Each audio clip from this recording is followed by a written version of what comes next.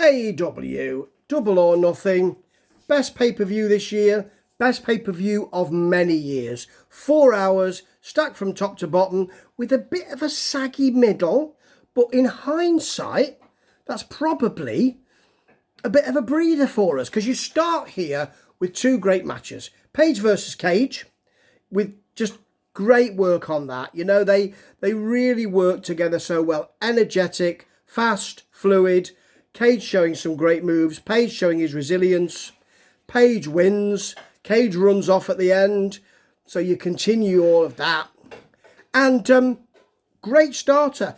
Then you put Moxley and Kingston and the Bucks together in the next match. Now, that could have been further on down the card to add a bit of a spike, because the Bucks, and it's a long con this, so we don't need to do the aren't the Bucks awful thing, although they're really enjoying it, particularly Matt, who is giving such value. I mean, Nick's a great wrestler as well, but Matt is enjoying that kind of nasty, nefarious heel thing so well. He plays it so well. But it's a long con, and I'm telling you now, and I've been telling you for weeks, they are going to kick Don Callis, the Invisible Hand, the Cut Price Heyman, to the curb with shouts of, "What about the Golden Sheik?" ringing in their ears, and they are going to go good again. This is all a long angle, a long con. Anyway, the match wasn't. It was fabulous. And the Bucks fought Mox and Kingston's match. Great action, including a Dior's Day advice. Doomsday advice with all of the shoes there that Mox and Kingston have got. A Dior's Day advice, something very, very special. Great work. Paradigm Shift countered. Paradigm Shift kicked out of. Super Kick Party, not really sold by Mox, who hulked up. Really well done. In the end, several triggers, 4 in fact, to Moxley out. That's really something very, very special. It's a great match, great energy. The Bucks fought that hard, gritty match, still got all of their work in there. And what do you follow that with? Well, you follow it with the Battle Royal, the Casino Battle Royal. And Battle Royals generally are not, then you're not going to get great moves in this in general. WWE still do it really well with their Royal Rumble. First man in the ring is Christian.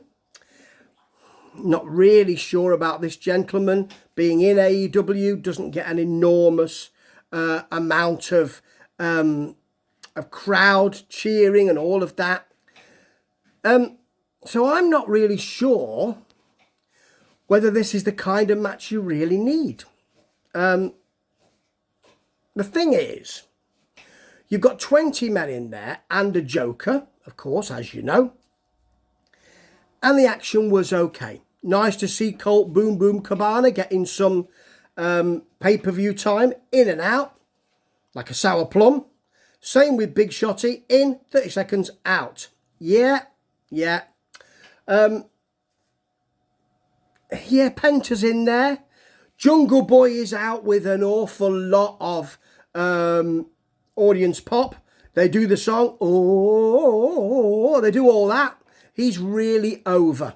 Really over. And he works very well with Penta. The 21st man is Lio Rush. Now, I hope he's signed with AEW. I know he's with NJPW at the moment and with MLW. I hope he's signed with them. He's a great acquisition if he has. Some really good work from him. Some fast stuff, including quite a poor low cutter. Didn't really get all of it. It was okay. Nothing special. In the end, though, what you've got is Christian, as Max Caster rapped about him not having an edge because he hasn't got edge. I think the truth often hurts. That's my truth, but there you go. And Jungle Boy. Now, do AEW want to move back to the past and get the established stars that they can spend money on, or do they want an overstar for the future? Someone who's well over and who is loved. I have to say, whenever it looked like Christian was going to win, crowd booed. Jungle Boy won, of course he did, after rappelling himself around the side of the ring post when he was on the apron, getting back in and propelling a running Christian over the top. Great. He is now the number one contender, and we'll see who wins later on, won't we? Then you've got the match, which is USA versus UK. Now, Anthony Ogogo, I'll tell you again, isn't really loved in the UK. We don't really think about him. He was a boxer. Let's see if he can wrestle. They do the US stuff quite a lot here. You know, it wasn't overt, but it was UK versus US, to be honest. Ogogo can wrestle. Hit an Olympic slam, nice frog splash off the top. Of course, Cody won. He took the punches, and he eventually won with a vertebraker, actually. It was an okay match, but nothing special, and we did need a match to bring us back. Thank goodness for Britt Baker versus Shida. Really hard knockdown, drag-out affair. Baker's a great nefarious heel, can wrestle. We know she can. She's over because of the Thunder Rosa stuff. And Shida has a nasty character too. She's not averse to causing a bit of trouble. Some really good action here, including a very nasty curb stomp from Britt Baker. Eventually, after twists and turns and really good work, you know, I wouldn't do it justice to chat about it. So do go back and have a look at this. Really energetic, really fabulous, fast-paced work and real intensity to it. Baker wins with, of course, the lockjaw after it's fought out from Shida a couple of times. And she goes up the walkway to be embraced by Tony Schiavone. It's a great moment. Really nice to see. That's a great match. What I also forgot to tell you is, because I've forgotten all about it till this moment, not surprisingly, two big men clashing, Miro and the Murder Hawk, Lance Archer. I know that's his name, but you know. Anyway, that's okay. It's two big men fighting. Early on, Archer gets his ring walk, puts Miro through a table. I thought that would have been towards the end. Jake comes out with a supposed snake in a bag. It's a piece of rolled up washing in a bag, isn't it? Miro throws it to the walkway. Oh, everybody's so shocked. That's a snake in there. It's clearly not. And in the end, Miro gets the pin. He gets the pin by putting in a really bad camel clutch, then leaning back on it, getting the hooks in and doing a sort of choke, really. And Archer supposedly goes out. So Aubrey Edwards calls that. I don't know if there was an audible and he was in trouble, but really it does make him look a bit crap, to be honest, if he is not tapping out but going out from that. Really not good. And I'm used to seeing so much great wrestling with Darby Allin and with, sadly, Miss Brody Lee and with Cody Rhodes with the TNT title. If it's two big men colliding, I'm not so bothered, to be honest. What I was bothered about, however, is this triple threat. Pac and Omega and Cassidy. Cassidy giving a load of offense. Omega doing his usual nasty heel stuff. Pac, you know he can do the work. You know he can. And I think it started slowly and I was a bit concerned, but it built to a beautiful, beautiful match, including a spot where Pac put in the brutalizer on Orange Cassidy. Omega came in, punches and kicks to him. He won't give it up. So Omega thinks, what can I do? I don't want him tapping out. Smacks the referee. In comes Aubrey Edwards, but not before the gold collector or the belt collector has used all of his belts. I think it's 4, isn't it? All of them on Pac. Smacks him in the face with each one. And eventually gets the pin on Orange Cassidy. Orange Cassidy has some great offense here, including orange punches galore, stun dog millionaire, beach break, all of that. You know Pac is going to include some fantastic stuff.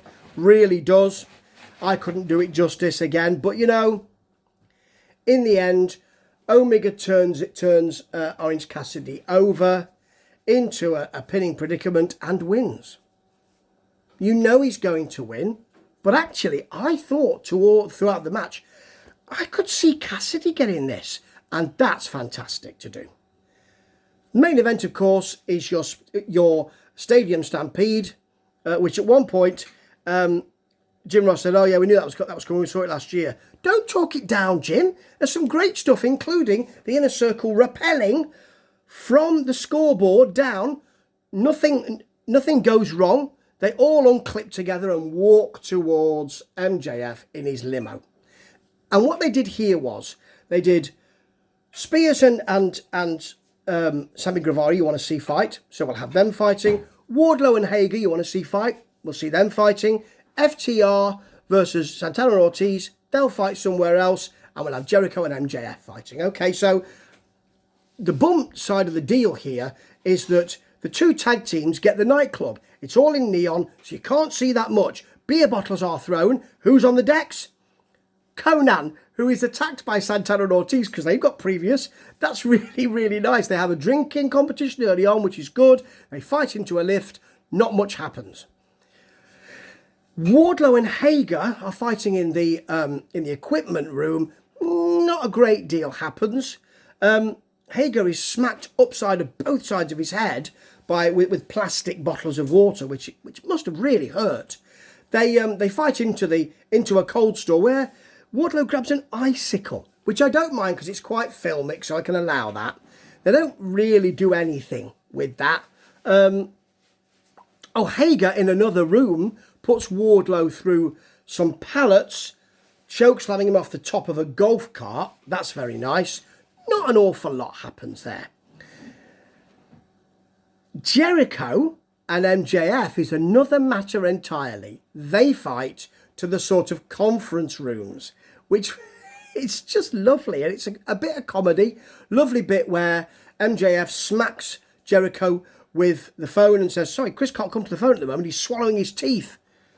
That's really nice. They fight into well, actually, first of all, they surprise the Jags coach who hands Jericho footballs for him to throw at MJF. He's then put into a chair and moved, or sort of, I suppose, pushed into another room. Obviously, it's cut because he's then propelled over the steps and the barrier onto a table, through a table, very nice, into the next room. His chin is then caught with a whiteboard. Boom! That's very nicely done. At some point, I can't remember where it is. Yes, they're in a conference room. Stapler comes out. Jericho staples a thank you note to the top or to the forehead of MJF. That's beautifully done. MJF really sells that. And then MJF hits a very protected, not surprisingly, pile driver to the solid teak conference table, which is never going to break. They fight back into Daly's place, and there's some barricade to the balls stuff, and Jericho smacks MJF with a large spotlight, cheering with the fans. That's great. Spears and Guevara, quite filmic because he's searching for Spears. Spears, single spotlight lit on a chair. He's the chairman in the chair room where all of the chairs are stacked. Lovely work with all of those chairs. Very nicely done, including Guevara thrown to the wall and stepping up and moonsaulting off the wall, somersaulting off the wall, which is so lovely to see. They end up in the ring, of course. And that is where the action ends. Really well done. So Sammy gets a chair in the face from Spears off a slingshot, which is really quite brutal. Spears thinks he's in control, puts the chair in the corner. Guevara hulks up, second time someone's done that in this event, smacks, curb stomps his head into it, and then not a 450, a 530. He gets an extra little bit in there, off the top for the pin. The Inner Circle win, don't have to break up, but you know what? That was a great piece of work, a fantastic piece of work. Very few downsides to this. One of the only ones is Jim Ross saying, well, Pac, the man from Wales, and Excalibur having to say, I need to correct you, JR. He's actually very proudly from Newcastle. And JR saying, no, thanks for correcting me on air, Excalibur. Well, yeah, if you get it wrong, you should be, particularly if it's egregious like that. But Apart from that, and a little sag in the middle, very few mistakes in a 4-hour show. Just brilliant. I can't really fault it, because it was paced. If you look back at the middle and look at it in a different way, it was paced for the main events to take us there. It gave us a breather of about 45 minutes. And we needed it for those 2 main events at the end. Great. Brilliant from beginning to end, really. Great work, and such a success for wrestling. Pay-per-view of the year? No doubt. Pay-per-view of many years? Possibly. And as I'll say, and as I've just said, wrestling won out. And how refreshing to be able to say that. Ta-ta.